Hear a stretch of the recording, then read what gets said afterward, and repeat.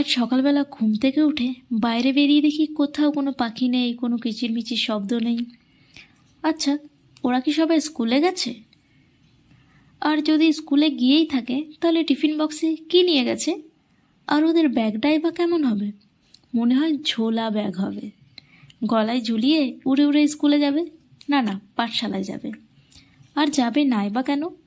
আমি তো দেখি পাখির বাচ্চাগুলো কেমন মায়ের পিছু পিছু উড়ে বেড়ায়, যেমনটা আমরা ছোটোবেলা করতাম মায়ের পিছু পিছু সারাক্ষণ ঘুরে ঘুরে। ওরাও তো ঝগড়া করে চান করতে গিয়ে, যেমনটা আমরা ভাই বোনেরা করতাম। কলপাড়ে বালতি মগ নিয়ে আমরাও কত হুল্লোড় করতাম। ওরা অনেকটাই আমাদের মতো, অর্থাৎ মানুষের মতো। ভাগ্যিস পুরোটা মানুষের মতো নয়।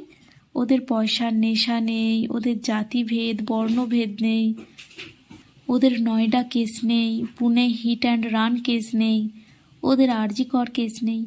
ওদের ওপর সব অত্যাচার তো মানুষ জাতিই করে। যেমন মানুষ জাতি একে অপরকে পয়সা, অধিকার, ক্ষমতা, প্রতিপত্তির লোভে পৃথিবী থেকে সরিয়ে দেয়, তেমনি প্রগ্রেশন আর টেকনোলজির নামে পাখিদের ওপর কত অত্যাচারই না করে। মনে হয় পাখিদের শারীরিক ক্ষমতার সীমাবদ্ধতা ছাড়াও সুশিক্ষা আছে, তাই না? ওদের পাঠশালার গুরু কোকিল আর গরুর ওদের ভালো শিক্ষা প্রদান করে, তাই ওরা সুশীল। মনে হয় পাখিদের পাঠশালার গুরুরা যোগ্য।